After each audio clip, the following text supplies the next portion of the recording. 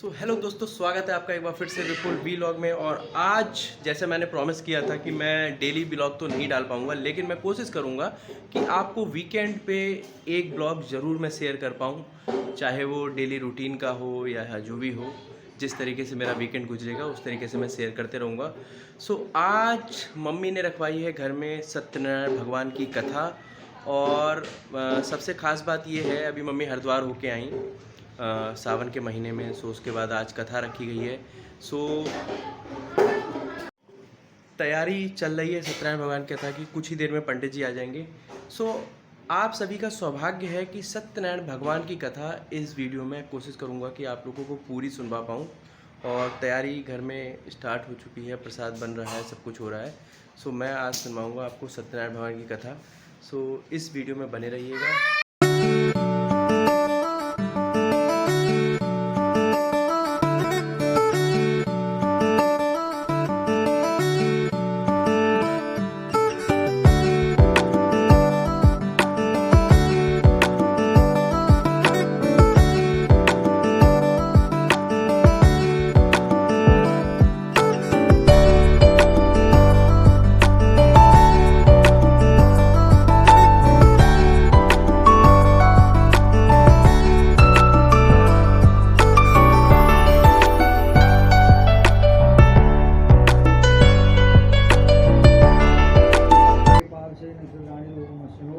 व्याप्तम माँ निगाणाम सर्वलोकम महिषाणाम। माँ सौभाग्यवती भव, आयुष्मान भव।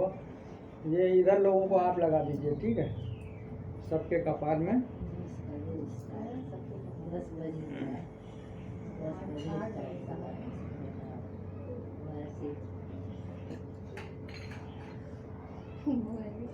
जल्दी आ गई।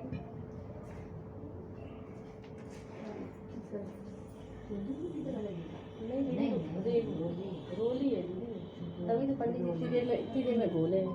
हाँ, ये भगवान नहीं, छोटे से कलर है। रोली क्या है? ये हाथ में गड़ जा रहा है। रोली असली वाली नहीं गड़ती है ऐसे हाथ में, असली वाली गड़ती है।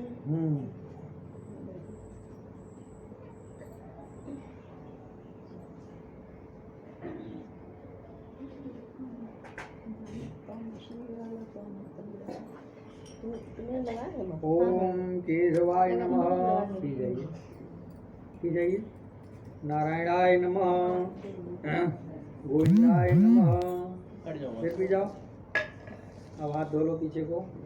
हस्तो प्रजाल्य श्री केशाय नमो नमः। ओम केशवाय नमः, माधवाय नमः, नारायणाय नमः। हाथ धो लेना। हस्तो प्रजाल्य श्री केशाय नमो नमः। उनको समझा दो एक बार, तब समझ में आएगी कि वो रिकॉर्डिंग हो रही है।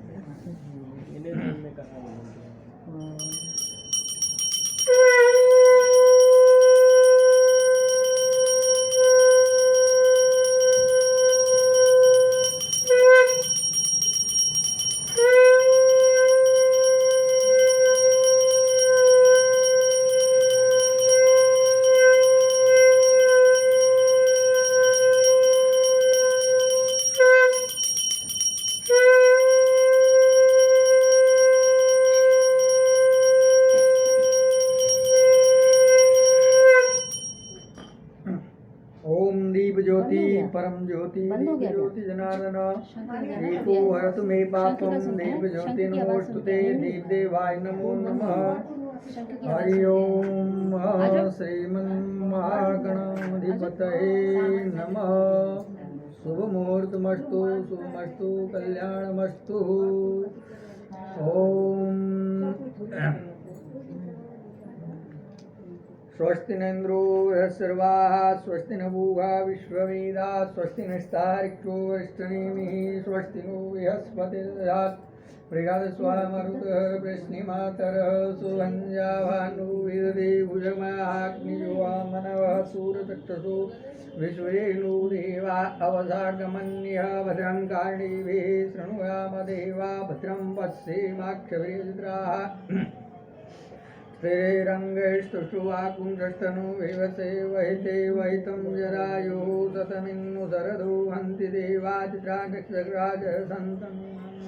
पुत्रासु यत्र पितरो भवन्ति मानो मध्यारेर्गदा इर्वन्तु अदितिर्दौरदितिरन्तरिक्षमदितिर्माता स पिता स पुत्राः विश्वे देवा अदितिः पञ्चजना अदितिर्जातमदितिर्जनित्वम् ॐ द्यौः शान्तिरन्तरिक्षगुं शान्तिः पृथिवी शान्तिरापः शान्तिरोषधयः शान्तिः वनस्पतयः शान्तिर्विश्वे देवाः शान्तिब्रह्म शान्तिः सर्वगुं शान्तिः शान्तिरेव शान्तिः सामा शान्तिरिधि जतो जतः समीहसे ततो नो अभयं गुरुरन्नः कुरु प्रजाभ्यो भयन्नः पशुभ्यः सुशान्तिर्भवतु।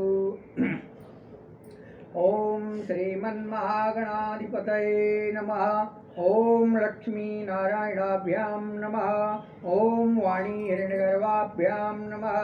ॐ सचे पुरन्दराभ्यां नमः। ॐ माता पितृचरणकमलेभ्यो नमः। ॐ गुरुचरणकमलेभ्यो नमः। ॐ इष्टदेवताभ्यो नमः। ॐ कुलदेवताभ्यो नमः। ॐ स्थानदेवताभ्यो नमः। ॐ सर्वेभ्यो देवेभ्यो नमः। ॐ सर्वेभ्यो तीर्थेभ्यो नमः। ॐ सिद्धिबुद्धिसहिता श्रीमन्महागणाधिपतये नमः।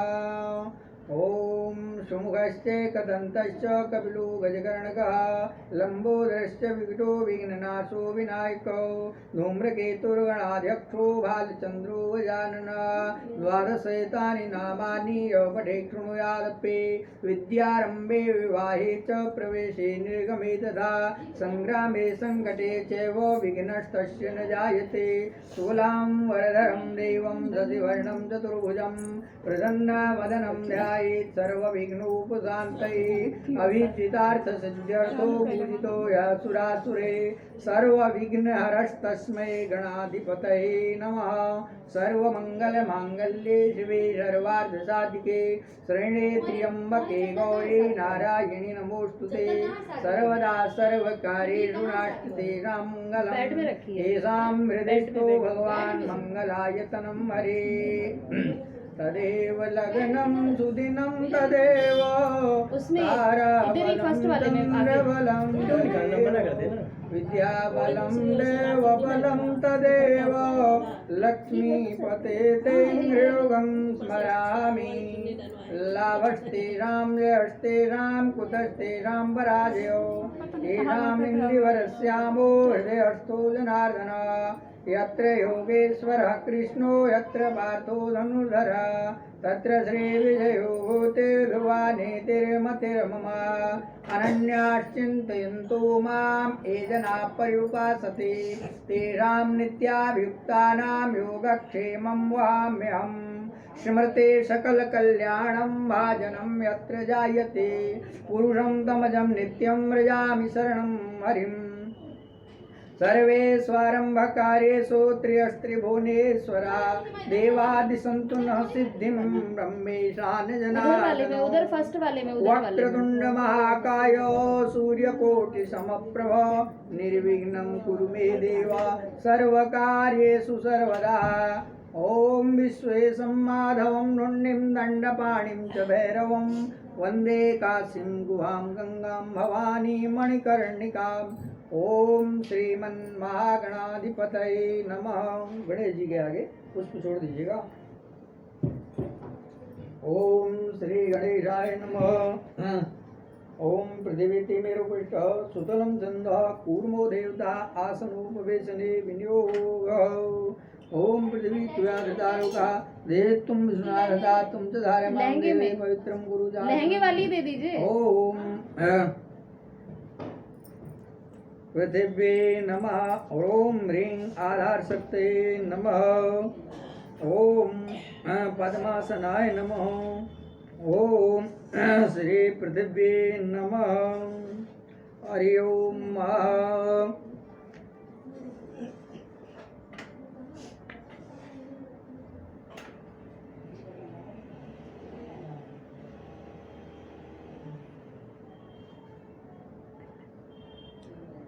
सन्नो देवीरभिष्टः आपको भवन्तु पीते सन्योरभिस्रवन्तु नः। ओम पवित्रेष्टो वैष्णव्योत्पुनाच्छिद्रेण पवित्रेण धारेण सुवाक्कां दुःख। ओम देह सदा सवित्रीमन भगवान सूर्यदेव को नमस्कार करें। देह सदा सवित्रीमंडल मध्य वरते नारायण सरसिजासन सन्निविष्ट केयूर्यवान मकरवान किरीटी हारीरण्मय वपुर्धत संघ चक्र भास्कर देवाय नमः। यहीं पर छोड़ दीजिए। ओम इसको हाथ में लेके इसमें 2 बूंद जल नीचे टपका दीजिए भगवान सूर्य को अर्घ्य। ओम हे सूर्य सहस्रांशु तेजो राशे जगतपते अनुकंपय महामत्या गृहाणार्थ दिवाकरो भास्कर देवाय नमः। ओम कृष्णेन वर्तमानो निवेशयन्नामृतं मृत्यञ्च हरिणेन सवितार्थेन देवो जाति भुवनानि पश्यन्न भास्कर देवाय नमः।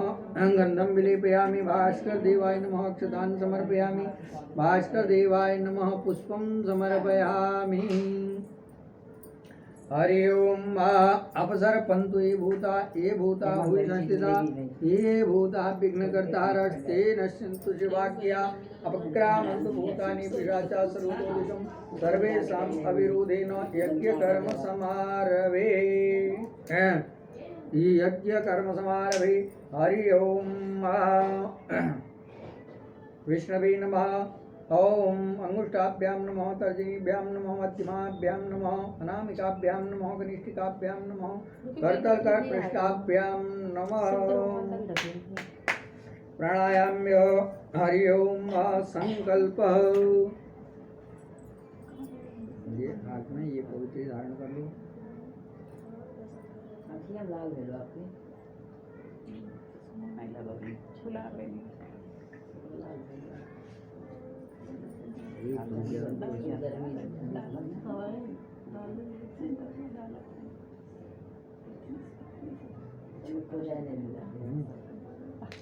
हरि ओम तत्सद्देवतस्य ब्रह्मणि दुदेवराधे श्रीश्वरवाराः कल्पे वैवस्वतंत्रेष्टां सप्तमे कलियुगे कलिप्रथम चरणे पूर्वलोके भारतवर्षे भरतखंडे आर्यावर्तान्तर्गत ब्रह्मवर्ते देशे मझोलाक्नाम्नि क्षेत्रे हिमवत्पर्वते देशे नलनाम संवत्सरे बौद्धावतारे सूर्योत्तरायणे वर्षा ऋतु मासानाम् उत्तमो मासे श्रावण मासे शुभे शुक्लपक्षे अद्य तृतीयायां तिथौ अद्य वासरे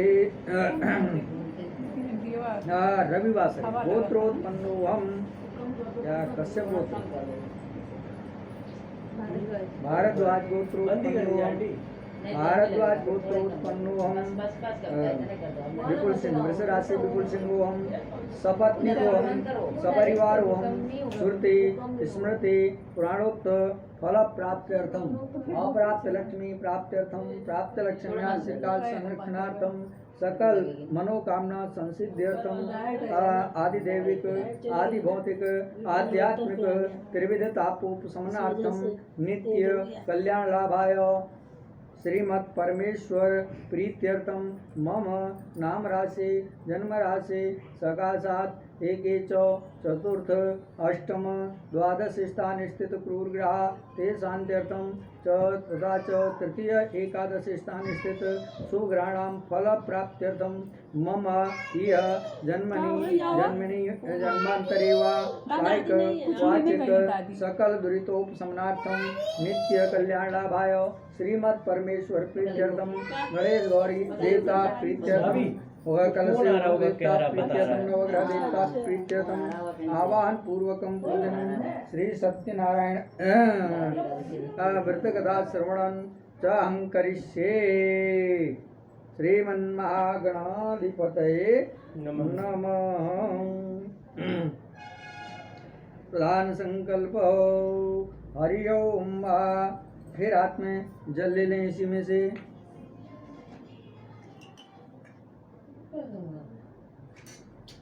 तत्सन्नम तत् श्री विष्णु विपुल सिंहोऽहं सत्यनारायणस्य पूजन कथा श्रवणाख्यं च कर्म अहं करिष्ये। फिर लीजिएगा जल। अद्य तदंगत्वेन कार्यस्य निर्विघ्नतया सिद्ध्यर्थमादौ गणेश गौर्यो पूजनं कलशाराधनं च नवग्रहादि देवानां नाम मंत्रे पूजनम अहम करिष्ये। फिर छोड़ो। थोड़ा आगे बढ़ो।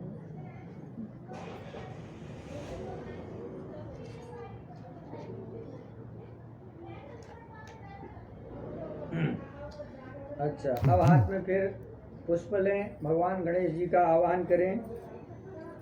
पुष्प ले लीजिएगा। ओम गजाननं भूतगणाधिसेवितं कपित्थजम्बो फलचारुभक्षणं उमासुतं भूतविनाशकारकं नमामि विघ्नेश्वरपादपङ्कजं।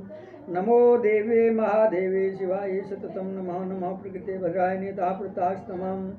ओम ये अम्ब गणेशपुत्र समस्त विघ्नोपविनाशदक्ष मांगल्य पूजा प्रथमं प्रधान भूग्रहण पूजा भगवन् नमस्ते सिद्धि बुद्धि सहिताय श्रीमन्महागणाधिपतये नमः। आवनार्थे अक्षतान् समर्पयामि। हेमाद्रितयां देवीं वरदां शङ्करप्रियां लम्बोदरस्य जननीं गौरीमावाहवाम्यहं। गौरी नमः। गौरीम् आवाहयामि स्थापयामि पूजयामि। ॐ एतन्ते देवसवितुर्यज्ञं प्राहुर्बृहस्पते ब्रह्मणे तेन यज्ञमवतेन यज्ञपतन्ते नमः। मनोज्योतिर्जुगदां मातस्य बृहस्पतिं यज्ञमिमं तनोत्वरिष्ठं यज्ञपुंसमिमं दधातु। विश्वे देवास्यमादयन्तामो प्रतिष्ठ। सर्वेभ्यो देवताभ्यो नमो नमः। सुप्रतिष्ठो वरदो भवेताम्। आप आ जाओ। श्री गणेशाय नमः। पाद्योपाद्यं समर्पयामि। इस चम्मच से जल छोड़िएगा। पाद्योपाद्यं समर्पयामि। श्री गणेशाम्बिकाभ्यां नमः। हस्त्योर्घ्यं, इससे थोड़ा सा जल इसे हस्त्योर्घ्यं समर्पयामि। श्री गणेशाम्बिकाभ्यां नमः। स्नानीयं जलं समर्पयामि। आचमनीयं जलं स्नानीयं जलं समर्पयामि। पंचामृत स्नानम। हरि ओम। दूध दही कहाँ है? दूध दही ले आओ। थोड़ा सा गिलास में बचा है दही। हाँ तो जितना भी बचा हो उतना ही ले आओ। ले दो, वही गाय वाला ला दो। हमें तो उसी में नहा लेंगे। दो चार ये तो दीजिए बेलपत्र। अभी शंकर भगवान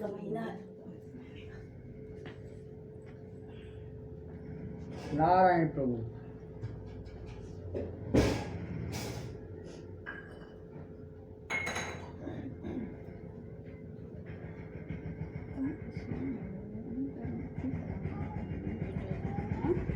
आप आ जाओ बेटा, आप आ जाओ।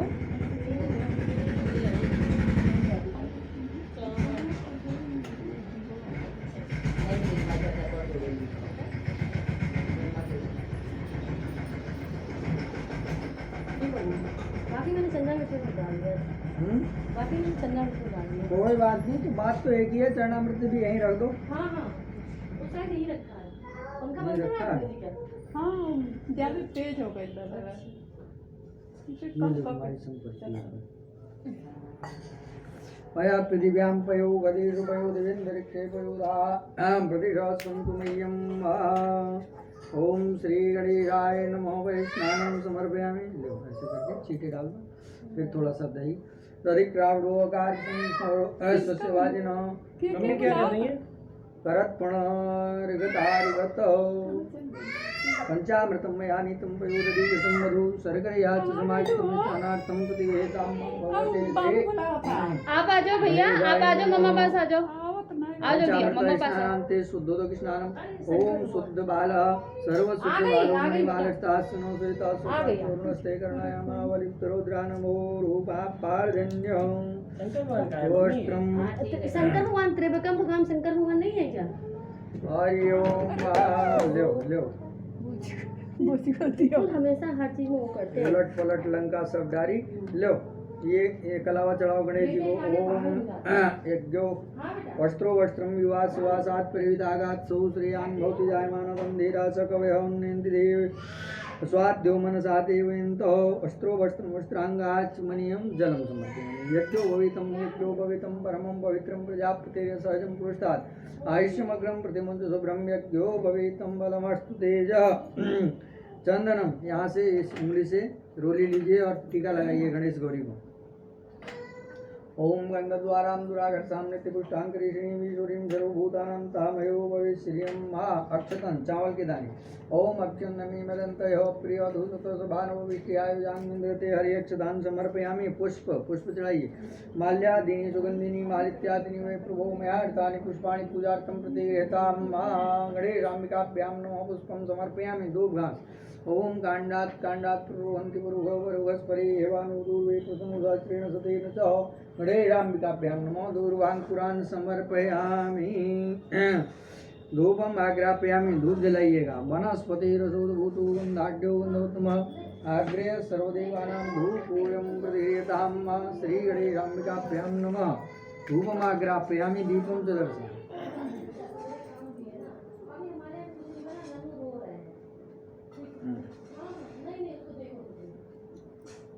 अरे या फेंका बिस्कुट नहीं जूस पिएगा बिस्कुटों की वर्षा हो जूस दूँ ग्लास छोटे ग्लास में ना ओम वनस्पति रसोदभूतो गन्धाढ्यो गन्धोत्तमः आग्रे सर्वदेवानां आप आओ मम्मा के पास आओ ओम अग्नि ज्योति ज्योति अग्नि स्वाहा सूर्य ज्योति ज्योति सूर्य स्वाहा तीन ज्योति है महिनाय धमया दीपम गृहाण देव आप आओ। मेरा पम आओ मम्मा को ले जाओ आओ इधर ले जाओ मम्मा को चंद्रादित्यो धरणी है आ जाओ। चंद्रादित्यो धरणी विजयनी सहित सर्वदेव आराध्यम प्रतिहेताम श्री गणेशाय नमः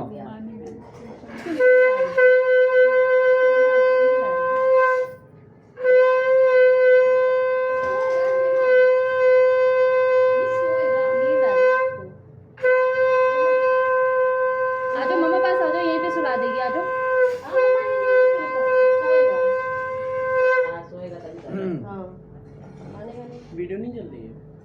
वीडियो नहीं देख रहा है सोएगा ओम दर्शयामि नैवेद्यं निवेदयामि ओम नभ्यासि ओम गृहीणोदो समवर्तता उसमें से मीठा निकालो एक बढ़िया में जाओ बैठ अच्छा नानू ये खोलना जल्दी आओ मम्मा से नहीं खुल रहा है जल्दी आओ जल्दी आओ लोग है ना इसलिए नहीं आ रहे रखो इसमें पत्ते में ओम नाभ्यासि अंतरिक्ष ओम गृहीणोदो गणेश जी के आगे रखिए नाभ्यासि अंतरिक्ष ओम गृहीणोदो समवर्तता प्रभ्याम गुरुमति सहस्रोदरात् धारुकान कल्पयन्ना प्राणाय स्वाहा पानाय स्वाहा व्यानाय स्वाहा उदानाय स्वाहा समानाय स्वाहा मतोपस्रमति स्वाहा मताचाम्य स्वाहा ऋतु बलानि समर्पयामि ओम पुंगी फलं महत् दिव्यं नागवल्लिदले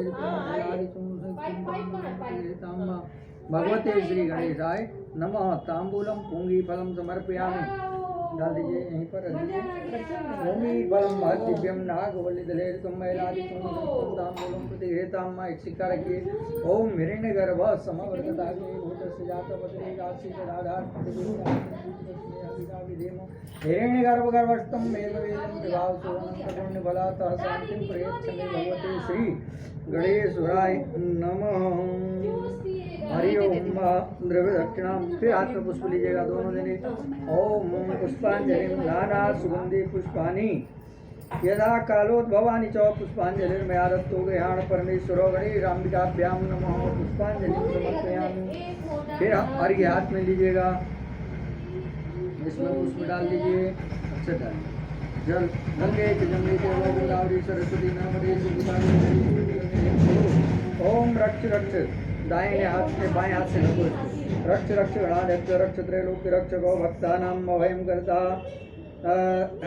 भक्तानाम अभयं करता त्राता भगवानवाद द्विमातु कृपा सिंधु षड्मातुराग्रज प्रभु वरदस्तुं वरं देहि वाञ्छितं वाञ्छितार्थतो अनेन सफल्यार्थेन वरदोस्तु सदा नमः श्री गणेशाय नमः दो बुद्ध चढ़ा दीजिए गणेश जी के चरणों में भगवते श्री गणेशाय नमः रख दीजिए नीचे फिर हाथ में पुष्प लीजिएगा विघ्नेश्वराय वरदाय सुरप्रियाय लंबोदराय सकलाय जगद्धिताय नागाननाय श्रुति अग्नि विभूषिताय गौरी सुताय गणनाथ नमो नमस्ते श्री गणेशाय नमः मंत्र पुष्पांजलि समर्पयामि विद्याधराय विकटाय च वामनाय भक्त प्रसन्न वरदाय नमो नमस्ते त्वं विघ्न शत्रुधरनेति च सुंदरेते भक्त प्रियेति सुखदेति फलप्रदेते विद्याप्रदेत्य घरेते जय दोष्टवन्ति तेभ्यो गणेश वरदो भवनित्यमेव ओम त्वं वैष्णवी शक्तिरनन्तवीर्या विश्वस्य बीजं परमासि माया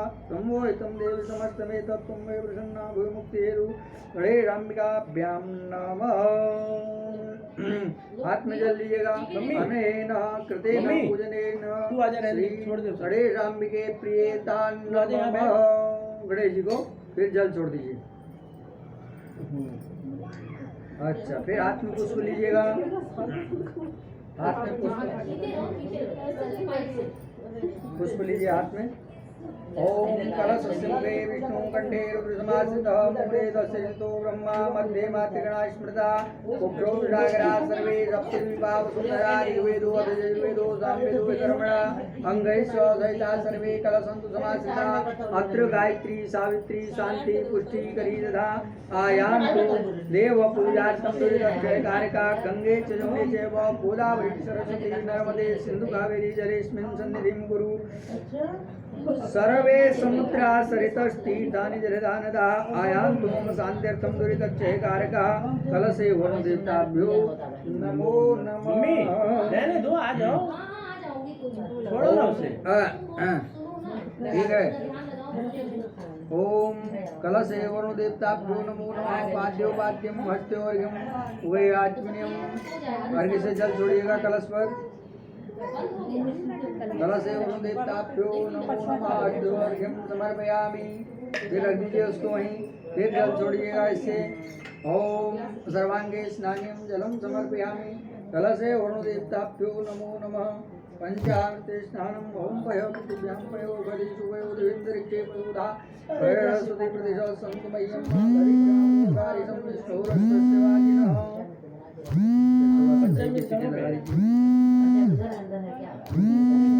माँ पंचामृत दे दे।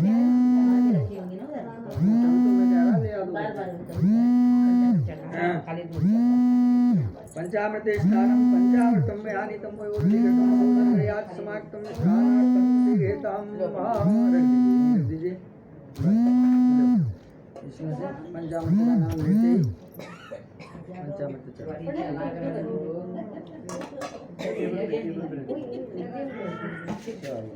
ठीक है। वस्त्रम फिर कलावा तोड़ के कलश पर चढ़ाइए। ओम विवाह सुभाषात् प्रयुदागात् सोत्रयान भवति जायमानतं तेजसकमे हमनेन्दि देवैको कलशे वरुणदेवताभ्यो नमः। वस्त्रं समर्पयामि। पवित्रं प्रजापतेर्यस्यायं आयुष्यमग्नं यज्ञो भवितं बलमस्तु तेजः यज्ञो भविताङ्गात्मनीं जलं समर्पयामि। फिर डोली लगाइए कलश पर। ओम श्रीखंडम चंद्रम दाट्यम सुमनोहरम विलेपनम श्रेष्ठ चंदनम प्रतिगृहीताम्बा। फिर अक्षर नवी वदन्तः प्रिय धूसतो सभानो विष्टियायो जान्मेदते हरियक्षतान् समर्पयामि। पुष्प माल्यादीनि सुगन्धिनी मादित्यादीनि वे प्रभो मया हृतानि पुष्पाणि पूजार्थं प्रतिगृहीतां धूपघास। ओम कांडात् प्रभुहन्ति परुभत् परियेवानो दूर्वे प्रदनु सहस्रेण सतेन सह दूर्वाङ्कुरान् स्वरितान् मङ्गलप्रदानानि ताष्टौ पूजार्थं दुरितक्षयकारकः वनस्पतिरसोद्भूतो गन्धाढ्यो गन्धोत्तमः आश्रयः सर्वदेवानां धूपोऽयं प्रतिगृहीतां भगवते श्री कलशे वरुणदेवताभ्यो नमो नमः। धूप वहीं रखिए, दिया हाथ में लीजिएगा। ओम चंद्रमा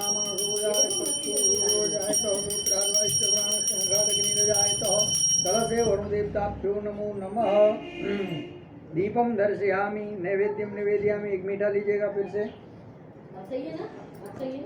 और पत्ते में रख करके कलश के पास चढ़ाइए। ओम नाभ्या आसेदंतरिक्षं श्रीरुद्रात्तदालोकानकल्पयन्ना नैवेद्यम नैवेद्यांग आचमनीयम जलम समर्पयामि। फिर फल लीजिएगा एक।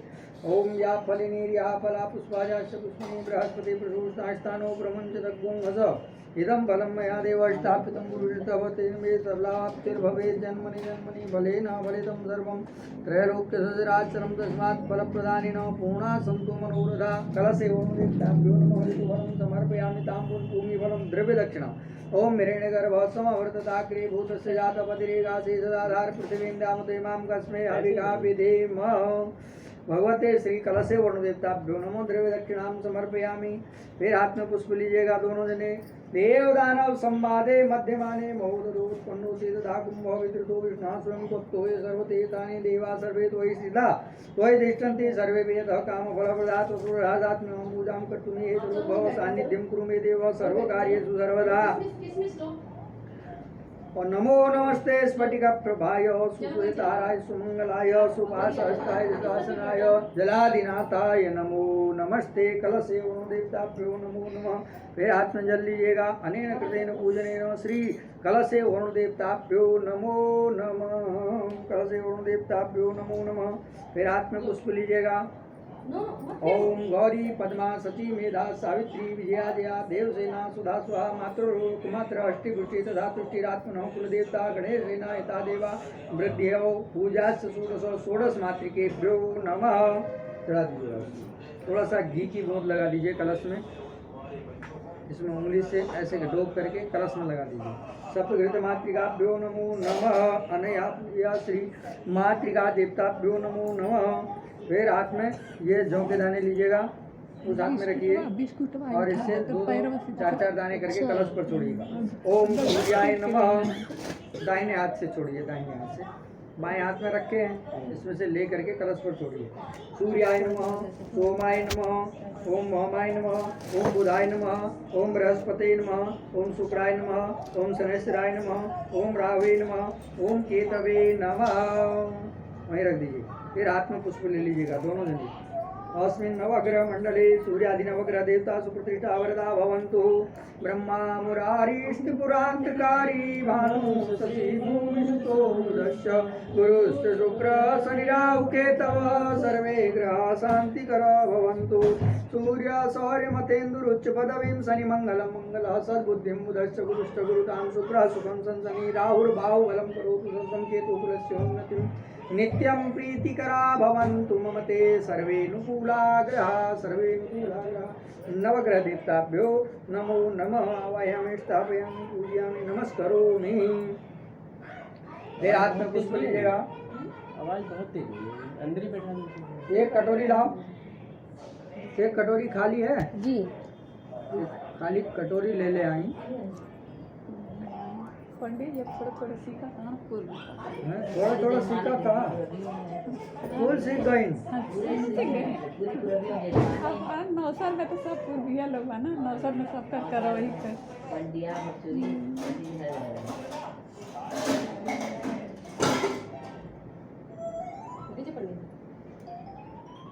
ये ठीक बा। पहाड़ के बाद पहाड़ के बाद अब हाथ में पुष्प ले लिए, दोनों जने लीजिए। पीला पुष्प लीजिए, भगवान विष्णु के निमित्त पीला पुष्प है ही है। ओम नमो स्तुनंताय सहस्रमूर्तये सहस्रपादाक्षिशिरोर्भावे सहस्रनाम्नि पुरुषाय शाश्वते सहस्रकोटि युगधारिणे नमः। भगवते श्री विष्णवे आवाहयामि स्थापयामि पूजयामि। सत्यनारायणाय नमो। ध्यानार्थे पुष्पम समर्पयामि। फिर जौ के दाने छोड़िएगा। ये तंते देव सवितुर्यज्ञं राहुर बृहस्पति ब्रह्मणे तेन यज्ञं तेन यज्ञपतिं ते नमामः। भगवते श्री नारायणाय नमः। सुप्रतिष्ठो वरदो भवेतां। चढ़ा दीजिए। प्रतिष्ठो वरदो भवेतां। फिर हाथ जोड़िए। आगच्छ भगवन् देवो स्थाने जात्रिष्ठो या पूजा करिष्यामि तावत्तो भव। अनेक रत्न संयुक्तं नाना मणिगणान्वितं भावितं स्वर्णिमं दिव्यं स्नानम् आसनं प्रतिगृह्यतां। भगवते श्री गणेश विष्णवे नमः। आसनार्थे जवान समर्पयामि। अब चरण धुलवाइएगा इस जल से, ऐसे चरणों में जल डालिए। ओम भगवते श्री विष्णवे नमः। पाद्यो पाद्यम समर्पयामि। हस्ते अर्घ्यम, इसमें इससे अर्घ्य के जल से जल डालिएगा। अरे आराम से आराम से आराम से। हस्ते अर्घ्यम समर्पयामि भगवते विष्णवे नमः। फिर मुखे आचमनीयम, फिर आचमन से जल डालिए।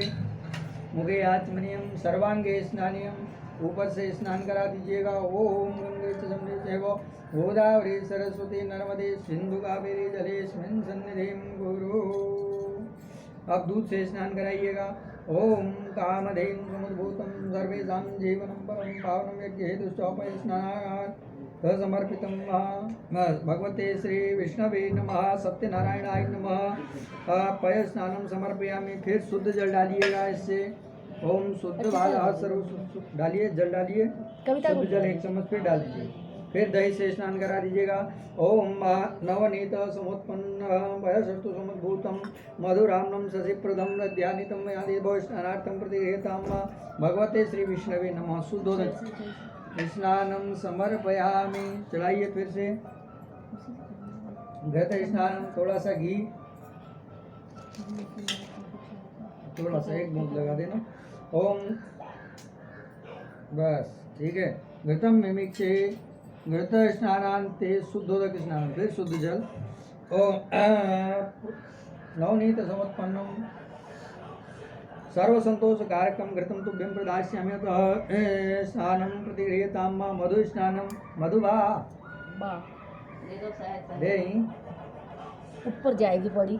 नहीं इधर वाला दे दो ना। कहाँ? नहीं नहीं वो खाया हुआ है आया हुआ है। जी। उसमें तो मैंने डाल दिया पंडित जी। डाल दिया जी, गंगा जल सब चीज डाली। कोई नहीं। चंदा हमने सही करा। चरणामृत हाँ सब कुछ डाल दी, गंगा जल चलो, आप मधु पंचामृत घी। से स्नान हाँ हाँ सब जो आप पाँच। पंचामृतं मयानि तुमको वयोदधि घृतं मधु शर्करया च समाहितं स्नानार्थं प्रतिगृह्यतां भगवते श्री विष्णवे नमः। पंचामृते स्नानं समर्पयामि। सहस्रशीर्घा पुष्प सहस्राक्ष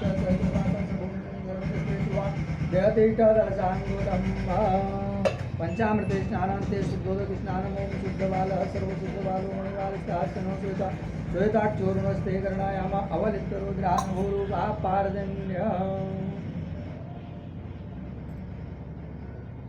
ये जल उसमें डाल दीजिए। चंदा में हाँ इसमें से उन्हीं को तो नहला के बनता है हाँ पंचामृत। जौ के दाने हटा लेना। जो मत जाने देना अपने को जाने।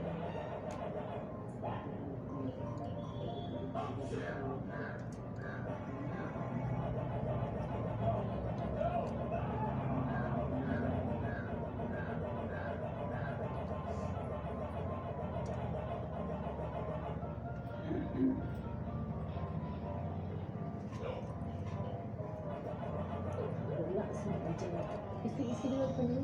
पंचामृत से बन गया ये चरणामृत। चलना इसको रख दो। इसको हाँ रखिए। अभी तक पंचामृत था वो, अब चरणामृत बन गया। ठीक बा ना? हाँ तुलसी का पत्ता चाहिए पंडित जी। तुलसी के पत्ता चाहिए। तो ये मैं तो डाली हूँ। ठीक है। भर देना। अब वस्त्रो वस्त्रम वस्त्राविरक्त सूत्रम ओम विवास वासात् प्रविदागात् सौसेयान भवति जायमानः तन्धीरा स कवयः। उन्नयन्ति, ये लीजिए भगवान विष्णु को चढ़ाइए। उन्नयन्ति स्वाध्यो मनसा देवयन्तो वस्त्रो वस्त्रं वस्त्राभाविरक्त सूत्रम यज्ञोपवीतं यज्ञोपवीतांगस्त्रं समर्पयामि भगवते श्री विष्णवे नमः। चंदनम, अब टीका लगाइएगा। ओम गंधद्वारां दुराघर्षां नित्यपुष्टांगरीषिणीं ईश्वरीं सर्वभूतानां धामयो भवे श्रियं गंधं विलेपयामि। अक्षतान्, फिर झोंके अक्षत। ओम अक्षन्नमी मेदंत एव प्रिय धूसुतो सुभानो विष्टियायो जान्मिन्द्रते हरे भगवते श्री विष्णवे नमः। पुष्प, पीला पुष्प लीजिएगा।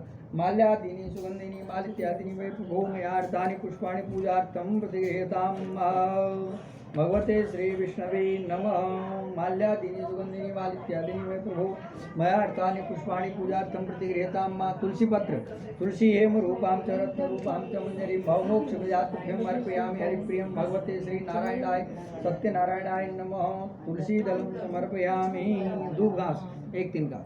ओम कांडात कांडात प्रोवन्ति परुघः परुघस्परे एवान्वे दूरे प्रथम शास्त्रेण सते ध्रुवं पुराण समर्पयामि। धूपम आग्रापयामि। ओम वनस्पतिरसोद्भूतो नाट्यमः आग्रेय सर्वदेवानां धूपोऽयं प्रतिगृह्यतां भगवते श्री सत्यनारायणाय नमः। धूपम आग्रापयामि, रख दीजिए वहाँ धूप थाली में। फिर दिया लीजिए। ओम दीपम दर्शयामि साज्यं च वतिषं वैनायुधं दीपं गृहाण देवेशो त्रैलोक्यतिविरापहं भक्त्या दीपं प्रेष्यामि लोकाय परमात्मने त्राय मां निर्यात घोरात् दीपज्योति नमोस्तुते। नैवेद्यं निवेदयामि। इसमें मीठा रखिए।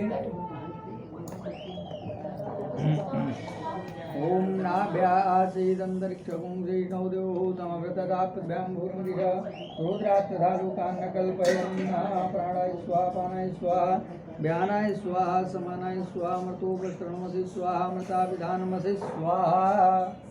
रखिए आगे।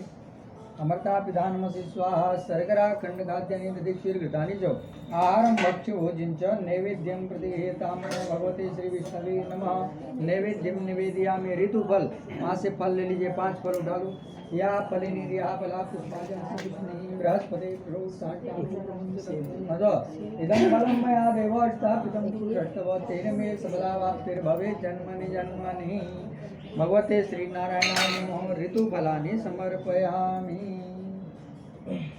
तांबूल पुंगी फलम दिव्यम। तांबूल का मतलब पान का पत्ता, ठीक है। इसमें 1 सुपारी रखिए और 2 लौंग रखिए, 2 इलायची रखिए। पुंगी फलम दिव्यम नागवल्लीदलेरितम ऐलादि चूर्ण संयुक्तम तांबूलम प्रतिगृह्यताम भगवते श्री विष्णवे नमः। तांबूल पुंगी फलम द्रव्य दक्षिणा ओम हिरण्यगर्भ समवर्तताग्रे भूतस्य जातवद्रीकासी सदा पृथ्वीं यामुते मां कस्मै हविघा विधेमो हिरण्यगर्भ गर्भस्थं हेम बीजं विभावसु अनंत पुण्य फलहत शांत्यं प्रयच्छ मे।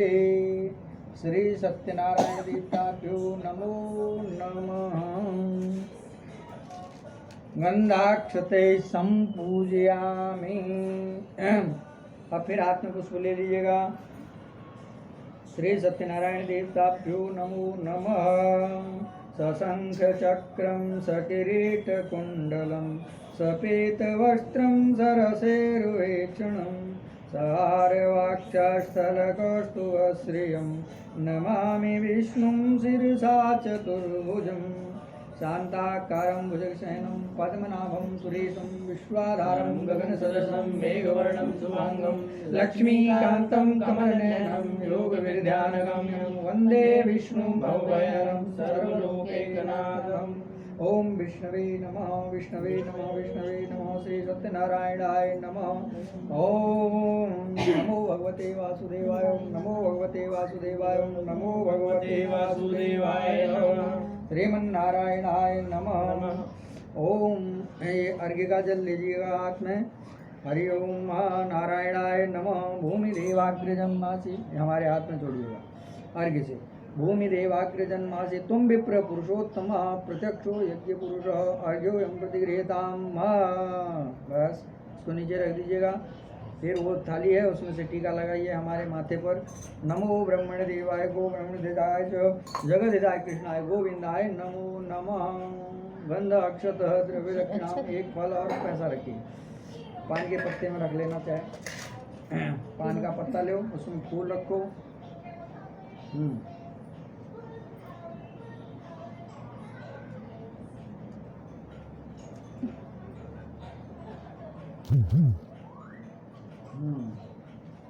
अब हाथ में रखो। ब्राह्मण भोजनम अस्तु परिपूर्णम। फिर अर्घ्य से थोड़ा सा दल इसमें डाल दीजिए। ओम अस्तु परिपूर्णम परिपूर्णम अस्तु। मंत्रार्थ सफला संतु पूर्णा संतु मनोरथा शत्रुणाम भयनाशोस्तु नित्यानाम उदयस्तव।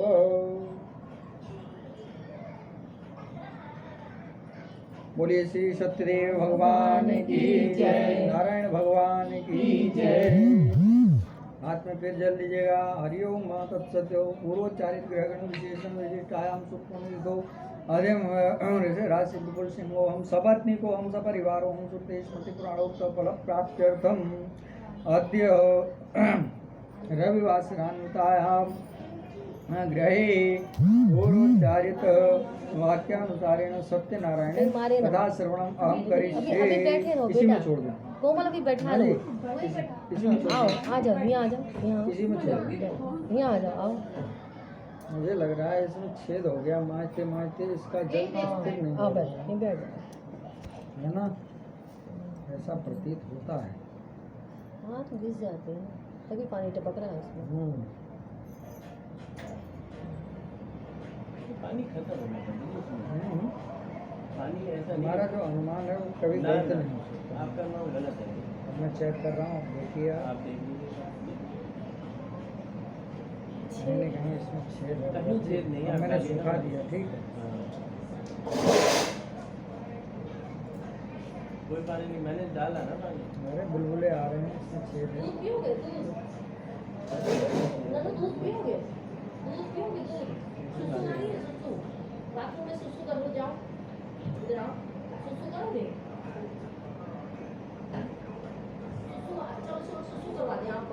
इसका पानी कहाँ गया था तो सब मैंने चढ़ाया ना पानी इसमें बहुत। सब चढ़ा दिया।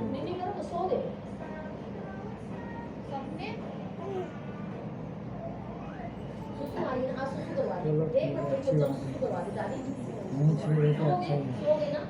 सबके कपारे में टीका मम्मी लगा दें। आके बैठो ना, पूजा में बैठो, उस पर ज्यादा ध्यान मत दो। देखो बोलिए श्री सत्यदेव भगवान की जय। उसको अपना काम करने दो ना, आप क्यों हाँ। उसको पंडित जी 2-2 घंटा देखेगा, आँख खराब हो जाएगी उसकी। कोई नहीं देखने दो। टीवी बंद कर दो फिर।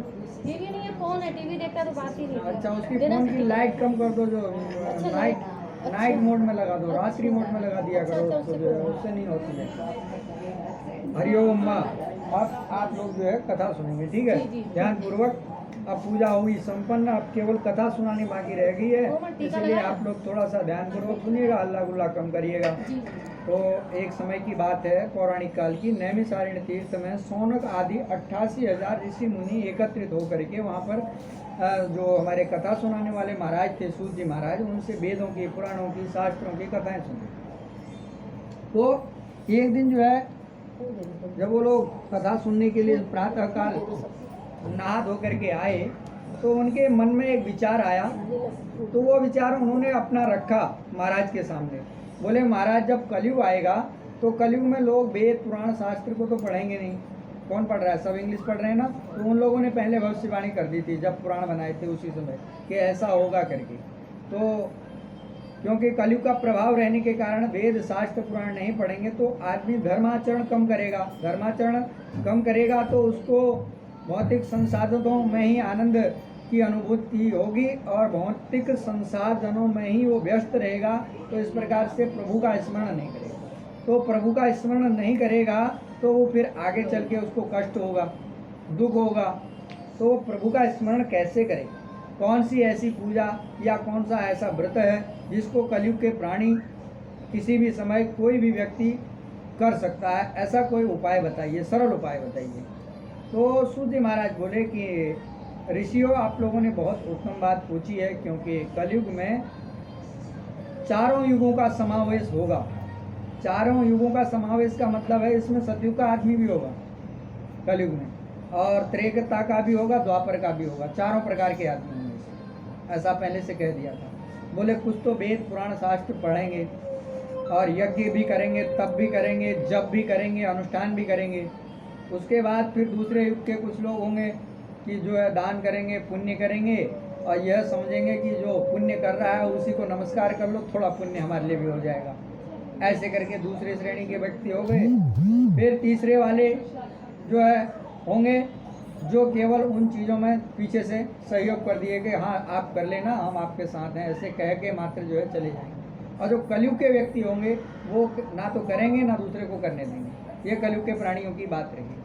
तो उसमें ये कहा गया कि जिसको क्षण भर के लिए या एक दिन के लिए या थोड़ा समय हो, उसमें वह भगवान को किस प्रकार से स्मरण करेगा, कैसे प्रकार से पूजा करेगा, यह बताइए, ऐसा उपाय बताइए। तो सूत जी महाराज कह रहे हैं कि ऋषियों, मैं आप लोगों को वह वृत्तांत बताता हूँ जो एक बार नारद ऋषि ने भगवान विष्णु से पूछा था, और भगवान विष्णु ने जैसे नारद ऋषि को बताया था वही मैं आपको कथा बताऊँ। बोले एक बार नारद ऋषि समस्त ब्रह्मांड में भ्रमण करते हुए यहाँ धरती लोक में आए। धरती लोक में आकर के उन्होंने कलयुग के प्रभाव को देखा। तो मन में उनके विचार आया कि कलयुग का प्राणी भौतिक संसाधनों में व्यस्त है। जैसे कि उन लोगों ने तो थोड़ा सा व्यस्त देखा, आज का व्यक्ति ज़्यादा व्यस्त है, कोई फ़ोन में व्यस्त है, कोई टीवी में व्यस्त है, कोई अपने व्यवसाय में व्यस्त है। इस प्रकार से उन्होंने देखा कि कोई प्रभु का स्मरण नहीं करता है, प्रातःकाल मंदिर नहीं जाता है, अपने यज्ञ अनुष्ठान नहीं करता है, अपने बलि वैष्णोदेव नहीं करता है। जैसे कि सनातन धर्म का एक अंग है कि प्रातःकाल उठ कर के प्रभु को स्मरण करना, भोजन बनने के बाद गौ को भोजन देना, अग्नि को भोजन देना, कौवा, कुत्ता, बिल्ली आदि जो पशु पक्षियों को भोजन देना, और अपना फिर उसमें से भोजन करना, और अपने गुरु माता पिता आदि का जो है पूजन सम्मान करना। एक प्रकार के जो अंग थे इसको जो है सब विस्मृत हो गए, आदमी भूल गया। तो ऐसी स्थिति में नारद जी को बड़ी चिंता हुई कि यह कैसे संस्कार आदमी सीखेगा, मनुष्य को कैसे जो है व्यवस्थित किया जाएगा, कैसे प्रभु का स्मरण करेगा। ऐसा विचार करते हुए नारद ऋषि विष्णु लोक में गए। वहाँ जाकर के उन्होंने भगवान नारायण को दर्शन किए। 4 भुजाओं वाले नारायण भगवान शंख चक्र गदा पद्म हाथ में लिए हुए, वनमाला पहने हुए, ऐसे नारायण भगवान को नारद जी ने प्रणाम किया। बोले प्रभु आपका आदि मध्य अंत नहीं है, आप निर्गुण स्वरूप हैं, आप सारी सृष्टि को चला रहे हैं, आपके द्वारा ही सर्दी गर्मी बरसात हो रही है, आपके द्वारा ही समस्त सृष्टि को निर्माण किया गया है। तालाब पर्वत नदी और रेगिस्तान आदि सब आप ही के द्वारा निर्मित हैं। आप ही ने ही 84 लाख योनियों के जो जीव हैं उनको बनाया है। आपको मेरा बारंबार प्रणाम है। हे प्रभु आप सभी प्राणियों के ऊपर दया करने वाले हैं, आप हमारे ऊपर भी दया कीजिए। ऐसे करके नारद ऋषि ने उनको प्रणाम करके स्तुति की। तब भगवान विष्णु बोले हे नारद, आज आपका इस विष्णु लोक में किस कार्य के लिए आगमन हुआ है, आप निसंकोच कहिए।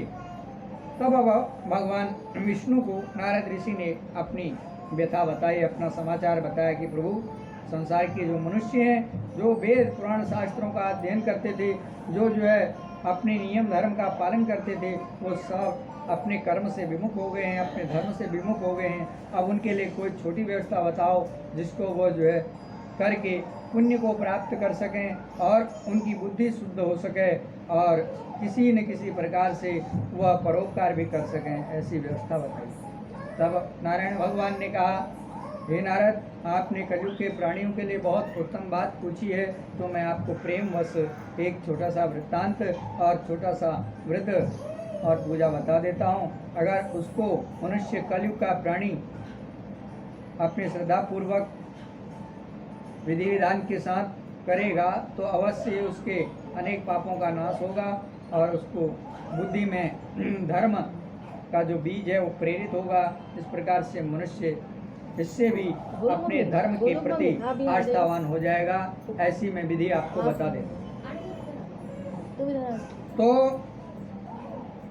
भगवान बोले कि यह सत्यदेव भगवान की पूजा है और यदि मनुष्य विधि विधान से सत्यनारायण भगवान की पूजा करेगा तो उसको अवश्य ही पुण्य प्राप्त होगा।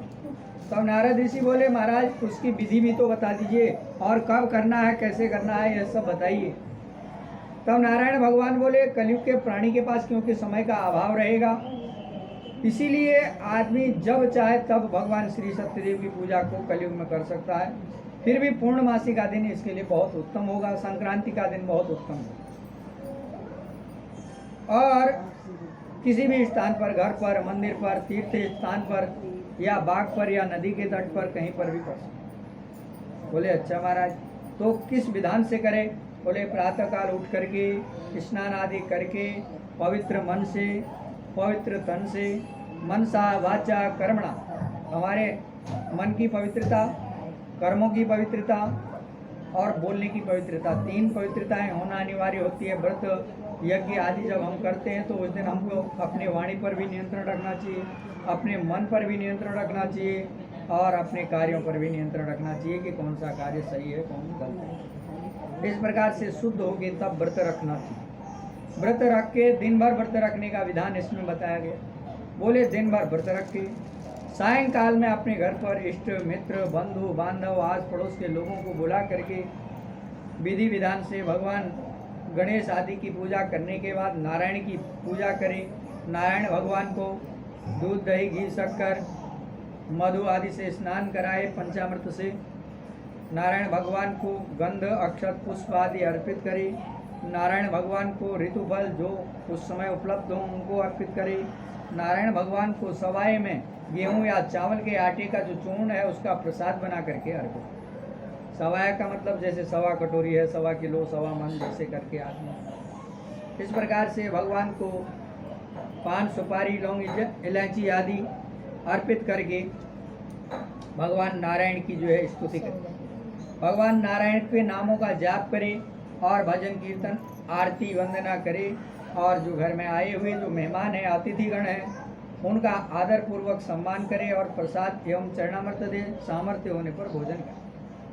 इस प्रकार से जो नारायण भगवान की पूजा करेगा कलयुग का प्राणी, उसको अनेकों पापों से मुक्ति प्राप्त होगी और भगवान नारायण के प्रति उसकी श्रद्धा भाव से उसको पुण्य प्राप्त होगा और मन में इच्छित जो कामनाएं हैं वह भी पूर्ण होंगी। इस कलयुग का प्राणी जो भगवान श्री सत्यदेव की पूजा को प्रत्येक पूर्णमासी को करता है, वो जिस मनोकामना से करता है वह उसकी मनोकामना अवश्य पूरी होती है। ऐसा पुराण में लिखा गया है, स्कंद पुराण में, कि कोई पुत्र की कामना से करता है तो पुत्र प्राप्त होता है, कोई धन की कामना से करता है उसको धन धान्य की वृद्धि होती है, किसी को रोग है वो रोग निवृत्ति के लिए भगवान नारायण की पूजा करता है तो उसको रोगों से निवृत्ति प्राप्त होती है, कोई बंधनों में है तो बंधनों से मुक्ति प्राप्त होती है, कोई विद्या प्राप्त करना चाहता है तो विद्या की वृद्धि होती है। इस प्रकार से नारायण भगवान की पूजा मनुष्य जिस भाव से, जिस मनोकामना से इस कलयुग में करेगा उसको वही चीज उसको प्राप्त होगी। बोलिए श्री सत्यदेव भगवान की जय। श्री स्कंद पुराणे रेवा खंडे श्री सत्यनारायण व्रत कथायां प्रथमोऽध्याय। श्रीमन्नारायण नारायण नारायण श्रीमन्नारायण नारायण नारायण लक्ष्मी नारायण नारायण नारायण श्रीमन्नारायण नारायण नारायण श्रीमन्नारायण नारायण नारायण। बोले लक्ष्मी नारायण भगवान की जय।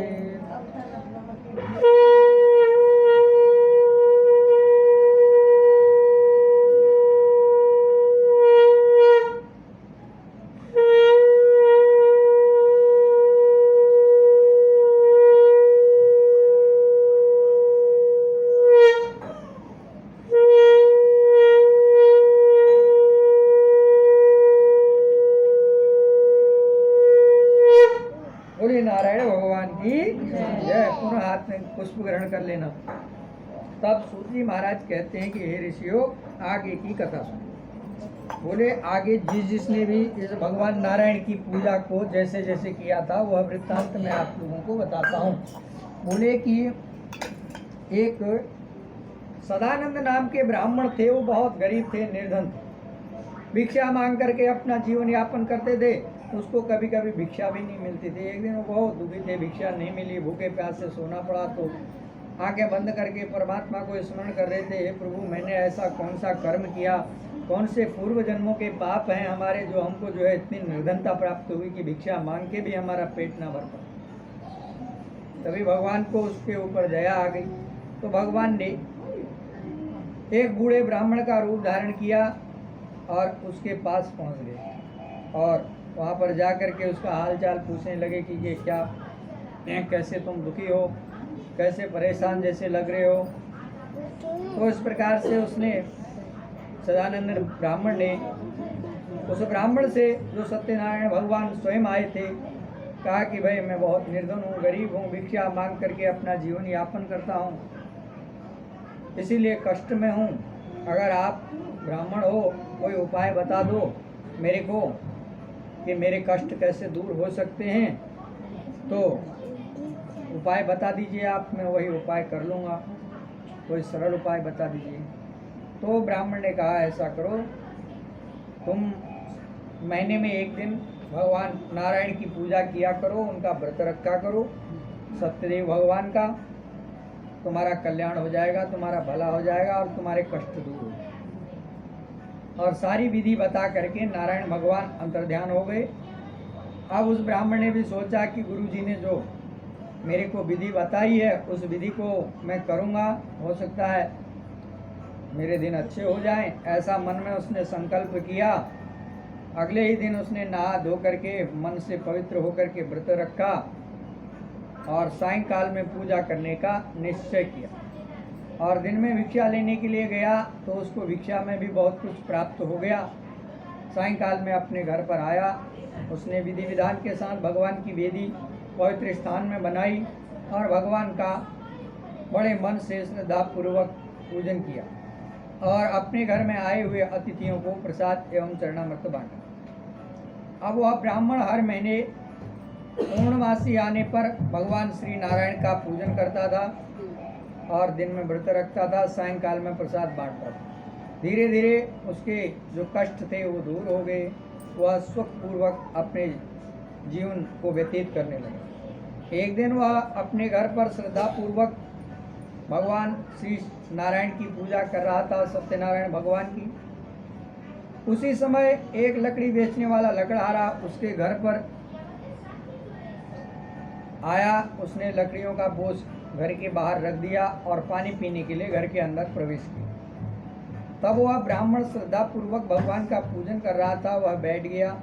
जब उसने पूजा अपनी पूर्ण कर ली तो पूछने लगा कि यह आप क्या करते हो, इसको करने से क्या होता है। तभी ब्राह्मण ने उसको सत्यदेव भगवान की महिमा बताई और कहा कि यह सभी मनोकामनाओं को पूर्ण करने वाला भगवान श्री सत्यदेव का पूजन हो रहा है और इसी व्रत को करने से, इसी पूजा को करने से मेरी दरिद्रता समाप्त होगी। तब वह लकड़हारा कहता है कि मुझे भी इसकी विधि बताइए, मैं भी आपके कहने के अनुसार भगवान नारायण की पूजा करूंगा, क्योंकि मुझे भी विश्वास है कि यदि हम भगवान नारायण की पूजा करेंगे तो अवश्य ही हमको लाभ होगा। वहाँ से पानी पीने के बाद, प्रसाद एवं चरणामृत लेने के बाद वह लकड़हारा अपने घर को चल दिया। लकड़ियों का बोझ रख करके अपने घर में गया। घर में जाके उसने संकल्प लिया कि मैं भी नारायण भगवान की पूजा करूं।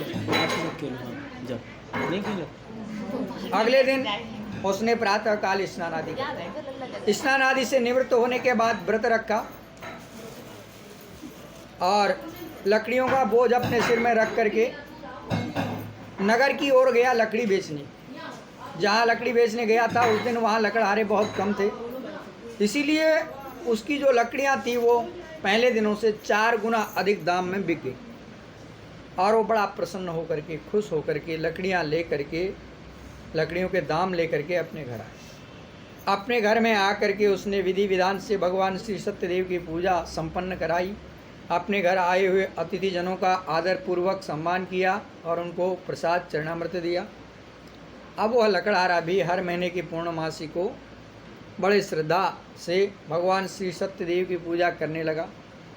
धीरे धीरे उसके अनेकों दुख दूर हो गए, कष्ट समाप्त हो गए और वह सुखपूर्वक अपना जीवन व्यतीत करने लगा। इस प्रकार से अपने जीवन भर भगवान श्री नारायण की पूजा करके वह लकड़हारा इस संसार के अनेक सुखों को भोग कर अंत में वैकुंठ लोक को प्राप्त हुआ। कहते हैं जो पुण्य आत्मा होते हैं वो इस मनुष्य जीवन में भी सुख भोगते हैं और यहाँ से जब जाते हैं तब भी सुखपूर्वक जाते हैं। और जो दुखी आत्मा होता है वो जीवन में भी दुखी रहता है और जब जाता है तो दुखी होके ही जाता है। इस प्रकार से जो नारायण के भक्त हैं, जो पुण्य कर्मों को करने वाले हैं, परोपकारी जन हैं, उनको जो है जब मृत्यु भी होती है तो बहुत सरल होती है, आसान होती है। और जो अन्य पापी जन हैं, जो लोगों को कष्ट देते हैं, दुख देते हैं, परोपकार की जगह गलत कार्यों में लिप्त रहते हैं, उन लोगों को अपना जीवन तो कठिन होता ही होता है और जीवन त्यागते समय भी बहुत कठिनाई होती है। ऐसा शास्त्रों का, पुराणों का प्रमाण है। तो इस प्रकार से वह लकड़हारा भी सुखपूर्वक अपना जीवन व्यतीत करके सुखपूर्वक इस संसार को त्याग करके वैकुंठ लोक को प्राप्त हुआ। बोले श्री सत्यदेव भगवान की जय। श्री स्कंद पुराणे रेवाखंडे श्री सत्यनारायण व्रतधाराम द्वितीयोऽध्याय।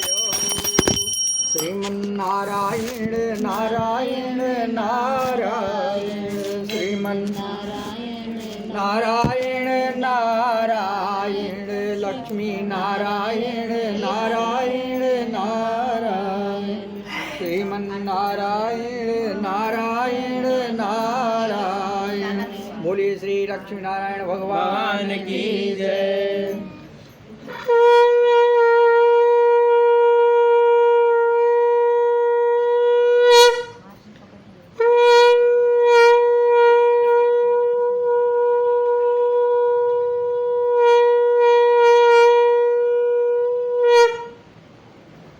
तब सूर्य महाराज कह रहे हैं कि आगे की कथा आप सुने ध्यानपूर्वक। पुष्प फिर ग्रहण करने हाथ में। तो कहते हैं कि एक उल्कामुख नाम के राजा थे, प्रतापी राजा थे। वो बड़े पुण्य आत्मा थे, धर्मात्मा थे, कुआं खुदवाते थे, तालाब बनवाते थे, भंडारा करवाते थे, लोगों को भोजन करवाते थे, किसी को वस्त्र दान देते थे, मंदिरों में जाते थे, पीठों में जाते थे, गुरुजनों का सम्मान करते थे, माता पिता को सेवा करते थे, दीनहीन अनाथ लोगों को जो है सहायता करते थे। ऐसे जो प्रतापी एवं धर्मात्मा राजा उल्कामुख थे, अपनी धर्मपत्नी के साथ धर्मपरायण होकर के एक दिन भद्रशिला नामक गंगा जी के नदी के तट पर जाकर के भगवान श्री सत्यदेव की पूजा करने लगे। उसी समय एक साधु नाम का वैश्य वहाँ पर आया और महाराज उल्कामुख से पूछने लगा, राजा आप श्रद्धा पूर्वक यह क्या कर रहे हैं, इसको करने से क्या प्राप्त होता है, क्या लाभ होता है? तभी राजा ने कहा कि यह भगवान श्री सत्यदेव की पवित्र पूजा अर्चना हो रही है और इसको करने से सभी मनोरथ पूर्ण होते हैं। तब कहने लगा, आप तो राजा होकर के भी कौन सा मनोरथ रह गया है आपका जो इस पूजा को कर रहे हैं? राजा ने कहा, मेरे पास वैसे तो सब कुछ प्रभु की कृपा से है, पर संतान नहीं।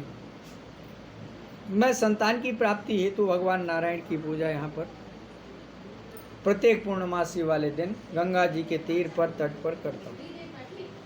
तब वह साधु नाम का बनिया कहने लगा वैश्य कि मुझे भी इसकी विधि बता दीजिए, मैं भी इस विधि को करूँगा क्योंकि मेरी भी संतान नहीं।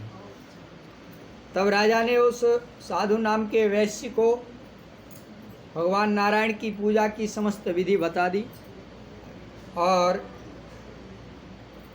प्रसाद दिया, चरणामृत दिया और उसको वहाँ से विदा किया। और वह साधु नाम का जो वैश्य है अपनी नाव में बैठ करके अपने नगर की ओर प्रस्थान किया। अपने नगर में जा कर के घर में उसने अपनी पत्नी लीलावती को यह समाचार कहा कि यदि हमारे घर में कभी संतान की प्राप्ति हो गई तो हम क्या करना है ना, भगवान नारायण की पूजा करेंगे।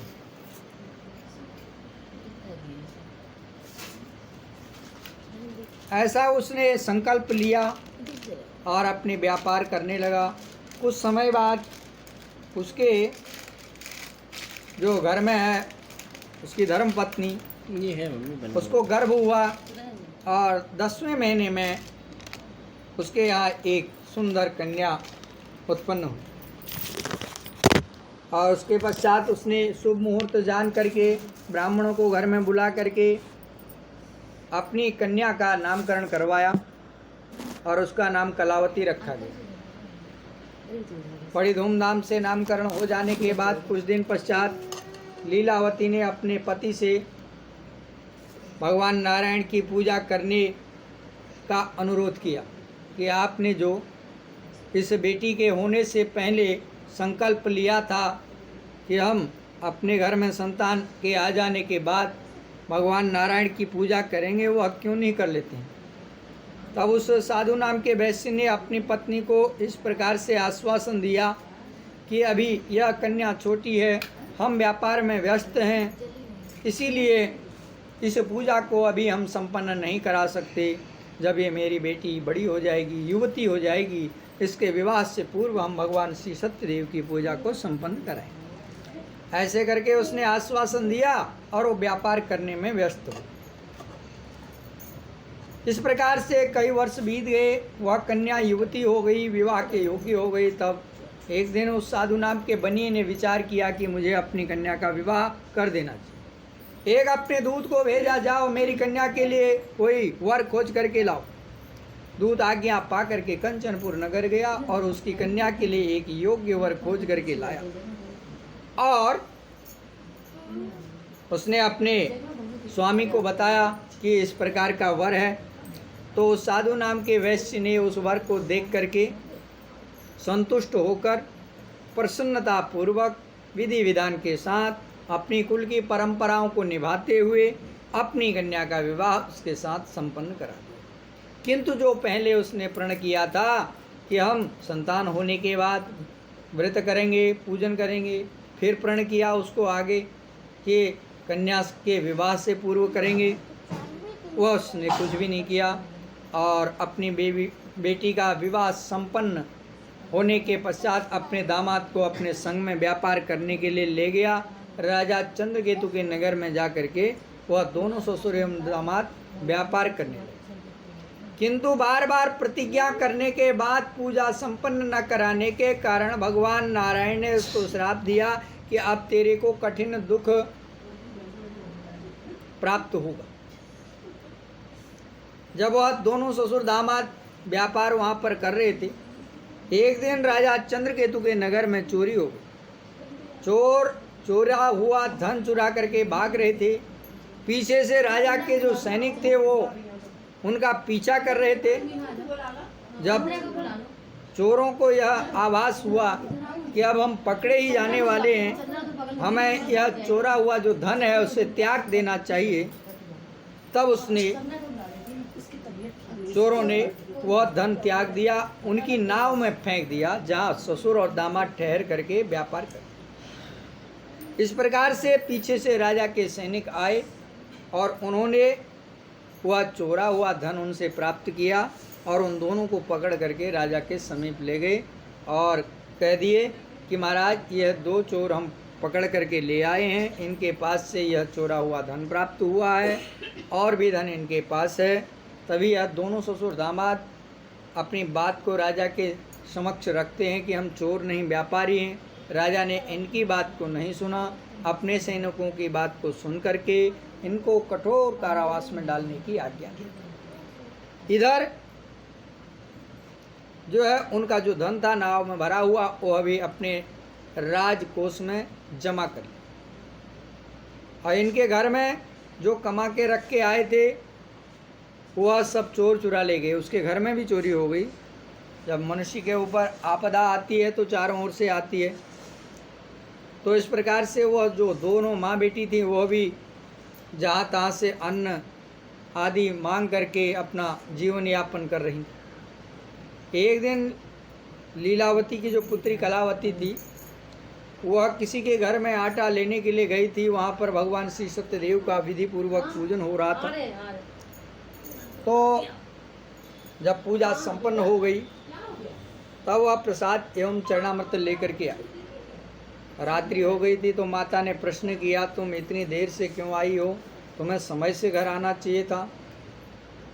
ऐसी बात सुन के ही बेटी ने कहा, माता जी मैं जिस घर आटा लेने गई थी वहाँ पर भगवान श्री सत्यदेव की पूजा हो रही थी, इसलिए मेरे को विलम्ब हो गया है, मेरे को क्षमा कर। ऐसी बात होते होते उसकी माँ को याद आया कि बेटी एक दिन तेरे पिता ने भी संकल्प लिया था भगवान नारायण की पूजा का, सो आज तक उन्होंने कभी करा नहीं। मुझे तो यही लगता है कि हमने जो यह बार बार प्रतिज्ञा करने के बाद इसको व्रत को टाल दिया है, इसीलिए हमारे ऊपर कष्ट आ गए। तो माँ और बेटी ने फिर प्रण किया कि हमको भगवान नारायण का पूजन करना चाहिए। अब दोनों माँ बेटी हर पूर्णमासी को भगवान श्री सत्यदेव की पूजा करती थीं, शाम को प्रसाद एवं चरणामृत बांटती थीं। धीरे धीरे उनके कष्ट दूर हो गए और वह सुखपूर्वक अपना जीवन व्यतीत करने लग गई। एक दिन पूजा के बाद उस लीलावती को अपने पति की याद आई तो वह प्रार्थना करने लगी कि हे प्रभु, हे परमात्मा, हे ईश्वर, मैं आपकी बड़ी श्रद्धा से पूजा करती हूँ, आप मेरे ऊपर कृपा करो। मेरे पति दामाद जो घर नहीं आ रहे हैं इतने वर्षों से, वो जल्द घर आ जाएं, ऐसा कोई विधान रचो। उसकी प्रार्थना सुनी भगवान ने। उसी दिन राजा चंद्रकेतु को रात में सपने में दर्शन दिए और कहा कि तुम्हारे कारागृह में जो दो लोग चोरी के अपराध में बंदी हैं वो बिल्कुल निर्दोष हैं। हे राजा, प्रातः काल होते ही उन दोनों को आप अपने कारागृह से मुक्त कर दो। ऐसा कह करके भगवान नारायण वहाँ से अंतर्ध्यान हो गए। प्रातः काल उस राजा ने अपना जो है समाज बुलाया, सभा लगाई, सभा में अपना स्वप्न सुनाया, अपने गुरुजी से आज्ञा ली और अपने मंत्री से परामर्श लिया फिर अपने सैनिकों को आज्ञा दी कि वो जो 2 लोग ससुर एवं दामाद चोरी के अपराध में हमारे कारागृह में बंदी हैं उनको मुक्त करके ले आओ। सैनिक आज्ञा पाते ही तत्काल कारागृह में गए, कारागृह से उन दोनों को मुक्त करके ले आए राजा के पास और उनके बंधन को खोल दिया गया। तब वह दोनों राजा को प्रणाम करते हैं कि महाराज आपकी कृपा से आज हम जो है इस कारागृह से मुक्त हो रहे हैं, आपकी हमारे ऊपर बड़ा उपकार हुआ, बड़ी कृपा हुई।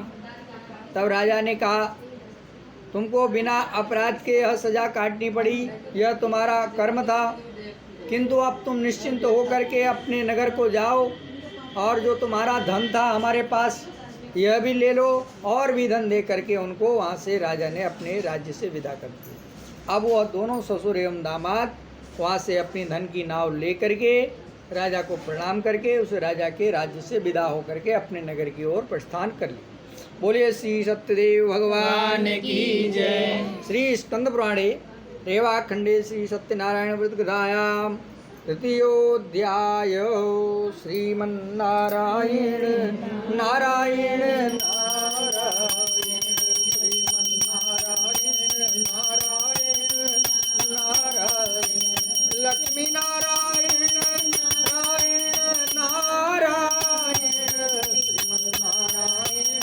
नारायण नारायण श्रीमन्नारायण नारायण नारायण। बोलिए लक्ष्मी नारायण भगवान की जय।